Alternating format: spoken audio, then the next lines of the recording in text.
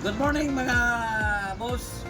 Meron tayo ditong Isuzu Elf ngayon na custom 4GT2. So this unit is fully finished. At ito yung mga specs niya na kanyang headlight. So meron na tayo meron ng plate number. So restart na ito mga boss. Itong unit ito. Ito yung kanyang side mirror. Yan. So, as you can see, titingnan natin ang dito, ang kanyang interior. Pagkikita natin ang interior. So, papakita natin ang interior. Ito yun. So, power window. Oh, manual transmission, 4x2. Ayan mga boss. And, new upholstery. Bagong upholstery tayo mga boss. Ayan o. Nakabalot pa ng silopin. Naka VIP ceiling. So I will start the unit. Yan, good engine mga boss. Good engine. So ano pang inantay natin mga boss?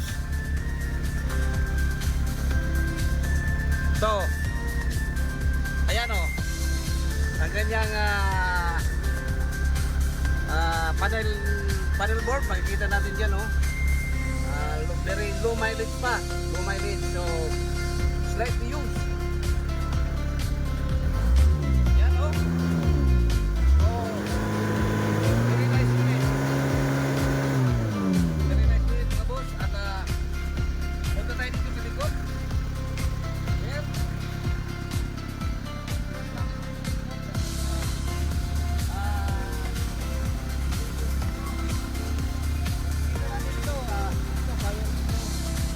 Maluwag ang kanyang upuan mga boss.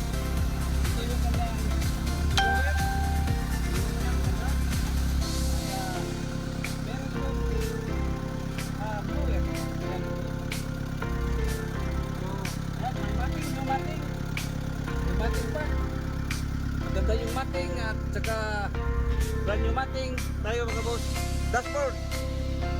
So, malinis ang kanyang dashboard. So, ayan. Meron tayo room light dito.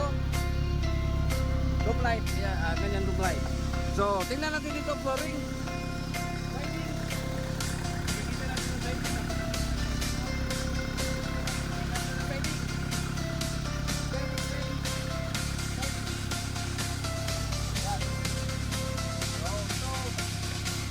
Light. Parking light. Brake light. Signal light. Dito.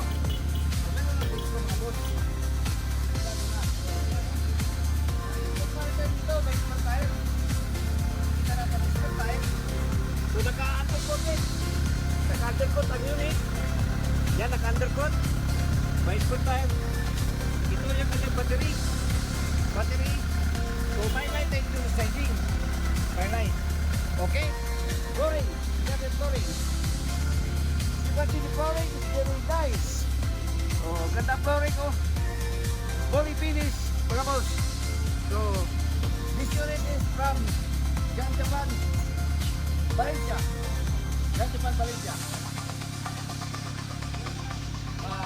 Yung place visit here in Japan, Valencia mga boss. Pwede kayong kumontak sa aking messenger, Bing de la Saudi.